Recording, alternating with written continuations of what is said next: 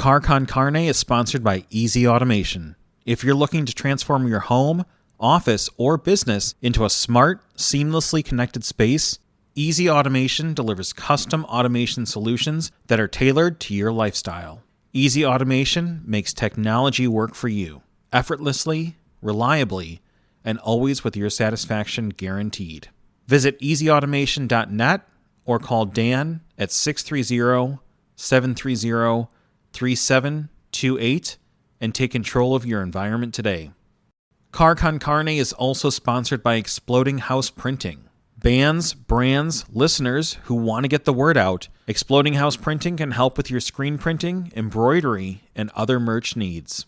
Exploding House delivers production efficiency and cost awareness to offer boutique print shop quality at much lower, large print shop prices. Check out their work on Instagram at Exploding House, or go to their website or just email info@explodinghouseprinting.com to get a quote. It's car con carne. Let's eat in the car. It's car con carne. And now here's the star of our show, James Van Alstyne.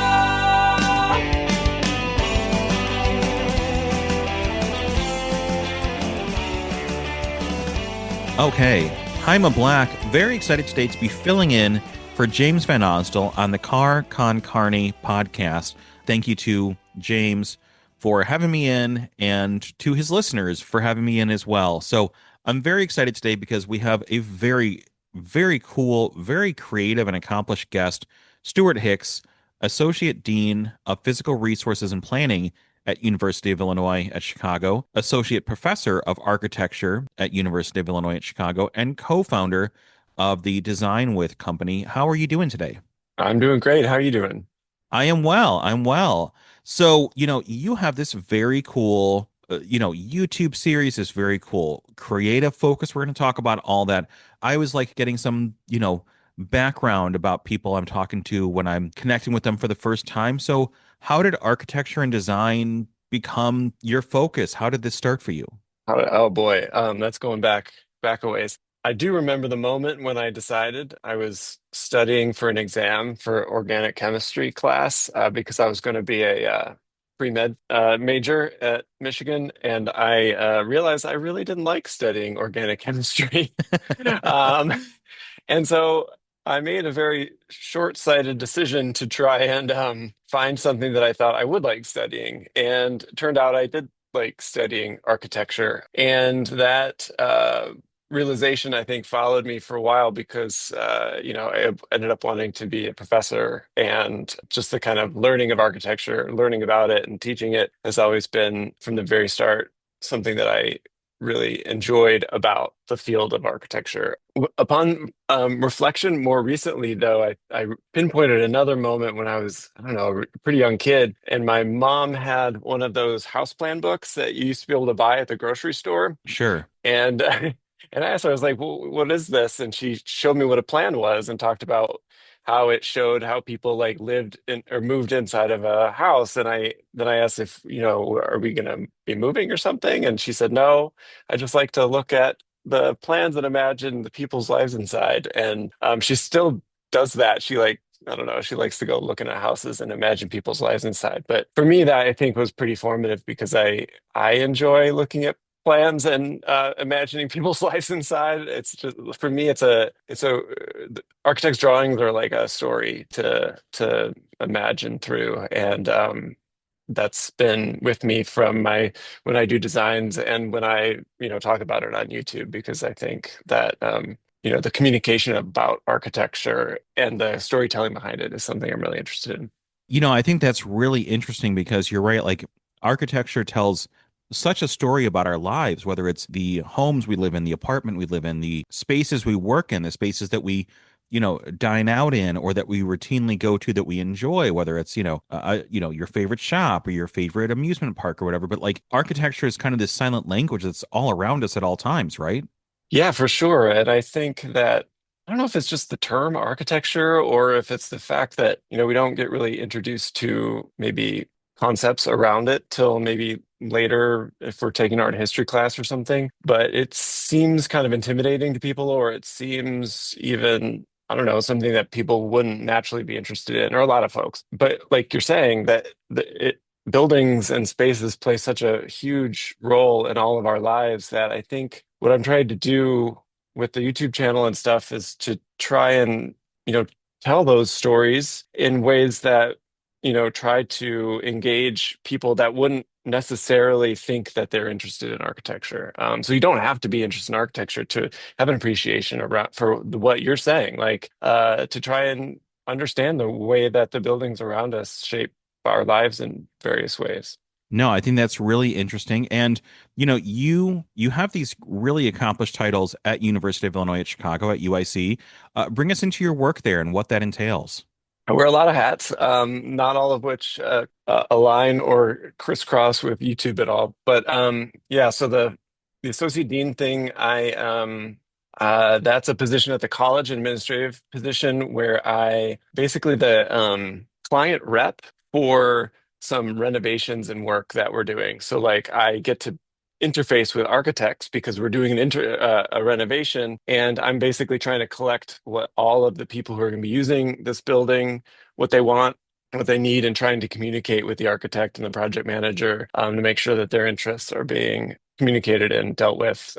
So for me, that's really nice because I get to stay real close to the technicalities of architecture through that. And then I am a professor, so I teach design studio where students sit at a desk for 12 hours a week, and we go over design challenges and things. And I'm also at like a theory, I have a theory seminar where I started to think about the role of video essays or whatever people want to call it, videos for students. So I have graduate students, and we try to explore what little short video documentaries or things could do for architecture. So I'm trying to kind of bring back the stuff that I'm learning about by making videos for YouTube. And, I think it's so close to the world that those students are going to be inheriting, the world of social media or the world of being able to make real easy videos. I think architecture, I don't know, like hasn't embraced video so much. I mean, a little bit, but I'm so fascinated by like the performance part, or like the communication part, and trying to get students to think about it with me is a really exciting thing. I mean, I think along the lines of like architecture being all around us, I think especially if you're a younger student or you're a younger person, video is sort of the native language of that generation, Yeah, right? Like right. whether it's TikTok, whether it's and now, YouTube is like the kind of, main Old. competitor to Netflix, but like Oh yeah, video is like the sort of like native language now, I and it's sort of know. the native platform. So Right. I think it's interesting that you're telling the story of kind of the world around us in what is quickly becoming like the primary method of storytelling now.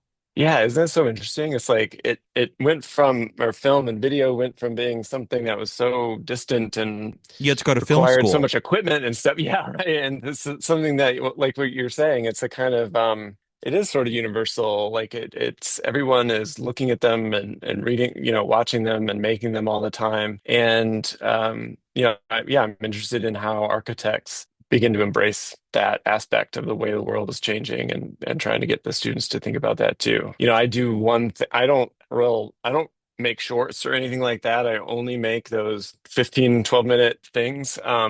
So I'm only really trying to think about this really narrow subset of stuff. But yeah, I think that even the learning there is just so interesting to me because yeah, I mean it's just like a way of presenting information and yourself that isn't the same as other ways that you can connect with people. No, 100%. So you have this YouTube channel named after yourself, and and we'll link it, of course, in the show notes. But how did this come to be? What went into bringing this project to life? What was the learning curve like? Like, bring us into the beginnings of the YouTube channel, because now, and we'll talk about the present work in a moment because it's very accomplished, really incredible work there. But I think we both know at the beginning of a creative venture, there's a lot of kind of like trial and error, right? Yeah, for sure. Yeah, so I was or I am a designer. of buildings and things typically, but architects have to know a little bit about everything, sort of, because they when you're designing buildings, so like a hospital or something, you need to know a little bit about medicine, or to design a house, you need to know a little bit about things that take place there. So the education for architects is pretty broad. So we will dabble with video, or dabble with drawings, and things start to butt up against some of those things. But yeah, so I started by doing competitions. And I really liked proposing crazy ideas that I tried to sell people with, boards, or even make a video. So the first time that I made video was for competitions to try and communicate about a design to people, to be able to judge whether our design is a good one or not. And I loved it. I just really enjoyed the creative part of video making. Architecture is so slow. Like making buildings takes years and years, but making a video it can be as fast or as slow as you want. And I like the quicker pace. Anyway, in like 2020, it was COVID, and I took my lecture class.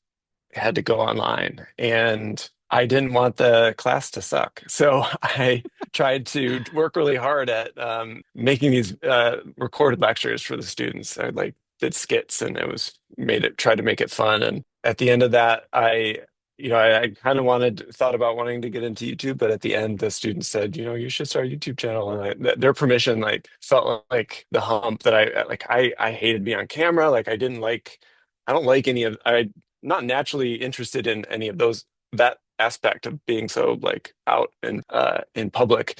But the creative part of teaching, storytelling, and making video was really what drew me in. So I started by just turning parts of lectures into videos, but then quickly learning that a lecture is not the same as like a little documentary or a video. There's just so many differences that took years to learn. I knew how to make animation, like silly little animation, like some animations for architecture and stuff like that. But like I think the most challenging one was getting comfortable on camera. Like I'm still not comfortable on camera, but being able to speak on camera took a while. The other stuff, I just kind of set a task per week to try and get better at. So if it's lighting or audio or script writing or whatever. And then about 2 years ago, Evan Montgomery, who I've worked with since then, joined, and we've been able to really accelerate it, like learning curve together, like a lot, because work on workflows and things like that. I like the systems behind the scenes to try and make things more efficient. So the learning curve, it's still steep. I'm still excited about learning various things, and still set, new tasks like rendering software or animation types or something like that, to try and talk about architecture in new ways. Well, yeah, because there's sort of not like a level 5 where it's like, okay, you've learned everything there is to know about video production. Like it's just sort of like a endless universe that you could keep Right. going down that rabbit hole, to mix metaphors. But like like you mentioned, you can learn rendering, you can learn animation, you can learn 3D, you can learn, all these different things to make the videos, better, or just present them differently. So what is like a typical workflow? Because again, these are, and again, we'll link them in the show notes, but like these are really professionally well made, I think very accomplished storytelling in these videos. It's not just Thank you you. sitting in front of a camera for 15 minutes talking.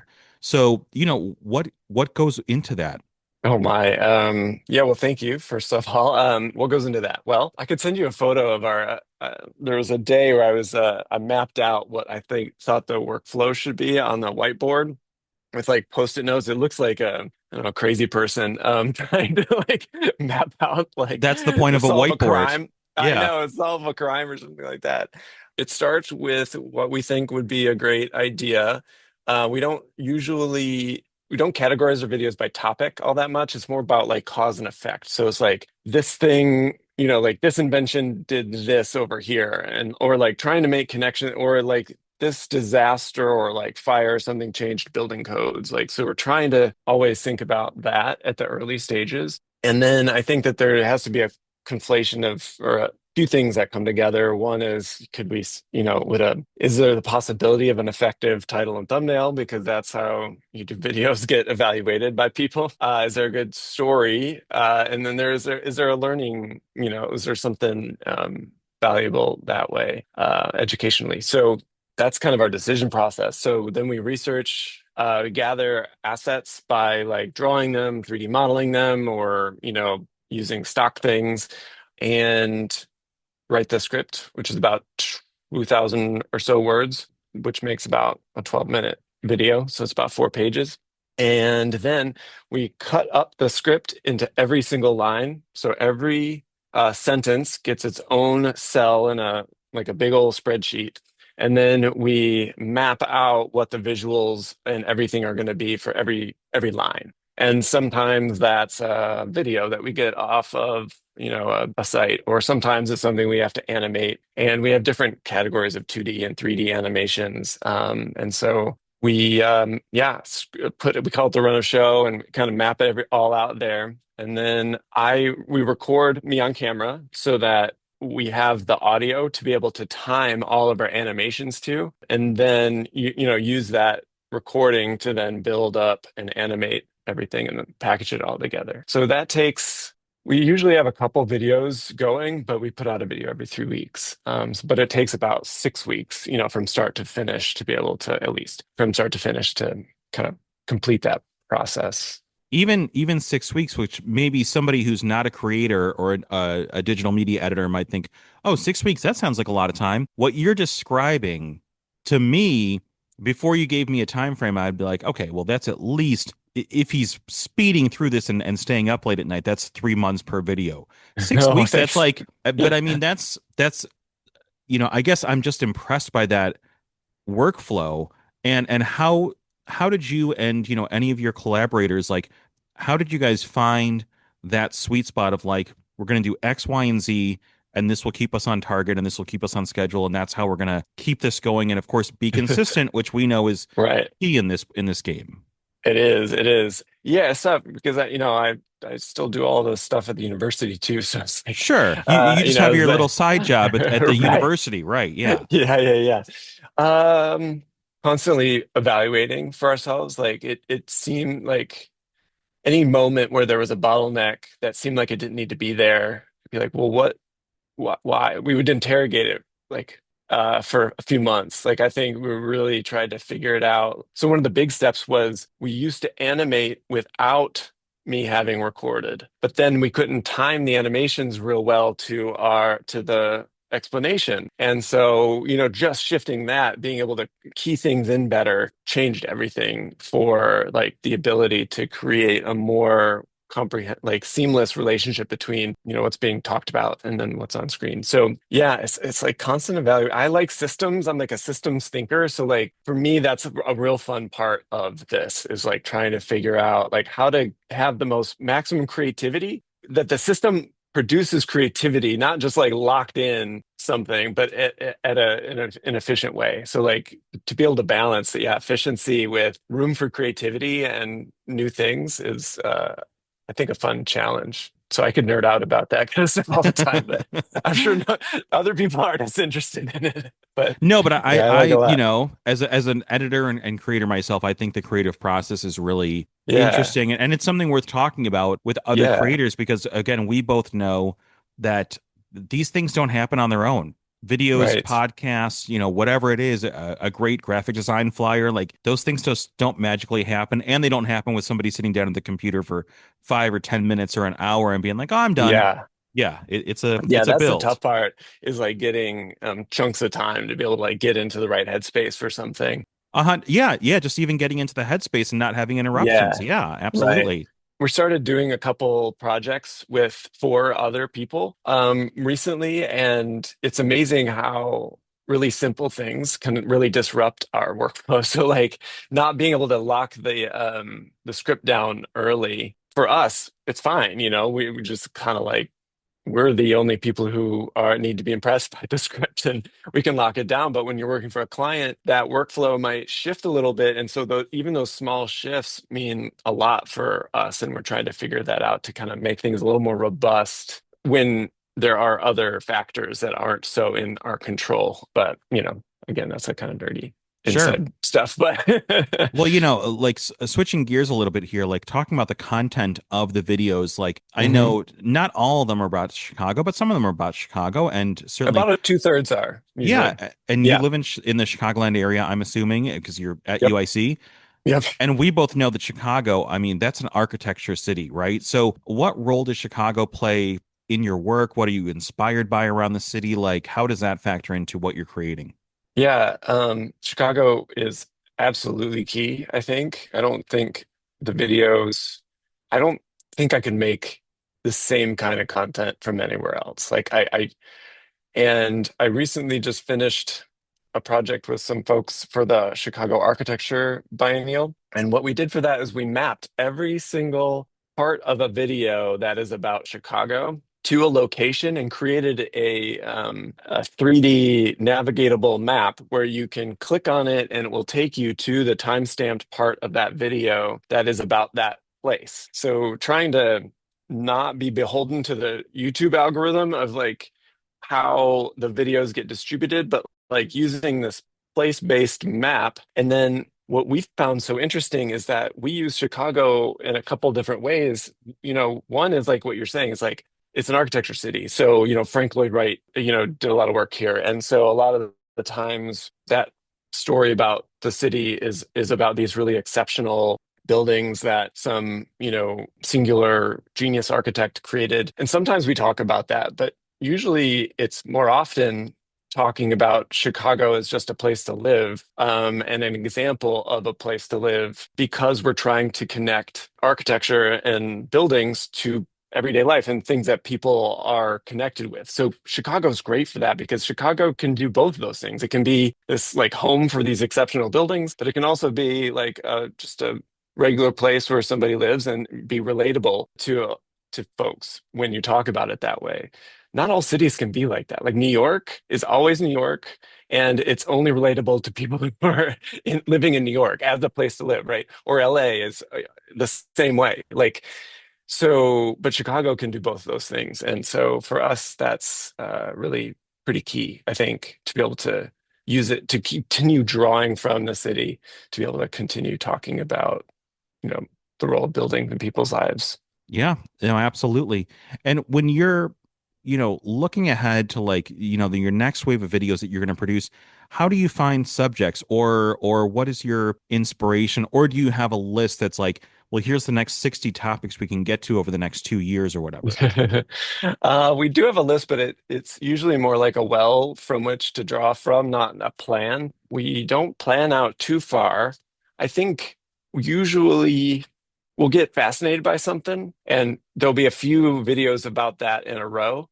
Or we'll be fascinated by a technical thing and be like, oh, well, we want to make this kind of thing, get good at that. So it'll be kind of guided from internal just interests. But then we'll see like, oh man, we did too many of those in a row. We got to shift gears. We're talking about homes too much, but we also talk about cities, so we should jump scale. So there's a back and forth there. But it's interesting because like the workflow, there's a lag. So because of just timing, so we can't really respond to things we notice till like 6 weeks later, things like that. So it's not quite as quick. But next topics, there's going to be one we're going to be talking about O'Hare. That's really fun. I think part of that answer, or part of my answer to that question too, is when do we feel ready to be able to tell that story? Like, when do we feel like we have a handle on the kinds of tasks that it's going to ask of us that we think we can do it justice? So like, I don't know. I didn't want to do a story about something like big like O'Hare without, I don't know, feeling like I had my ducks in a row or something, It's a lot of and research. Yeah. exactly. So that one's coming up. I remember thinking about that about Marina City because like Marina City is just so important to me, and I'm, And people love like, it. Like and that people love that's it. like such a Right, go-to, yeah, right, marker in the city. Yeah. right. So I didn't want to do it until I felt like I could do it the way I wanted to. So there is this kind of, well, I'm going to wait on that until I feel like I can do it the way I want to. that's just kind of an intuitive feeling you get when it's like, oh, I think I'm ready to tackle that one now, as you go. So there's ones in the back of our heads is like, yeah, that one would be great. We'll figure that out someday. And then ones that are a little more immediate. But I think we're not too beholden by like news or current events. Like because it does take us so long that it's not going to be news anymore or like anything by the time we're done. So we try to pick evergreen topics that could come out kind of anytime and people could watch and last and be of value for a long time. So YouTube becomes a kind of archive of these and not just chasing, whatever's happening right now. Yeah, I think that content gets, it expires very quickly. You know what I mean? Right. It's a bottle of Right. milk that's been opened, and it's like there's a ticking clock there. Right. So let's go out on this note because this is so cool and I appreciate the time. You know, we're in a moment now where, previously, if you were a digital media creator, that was for a specific type of person, maybe.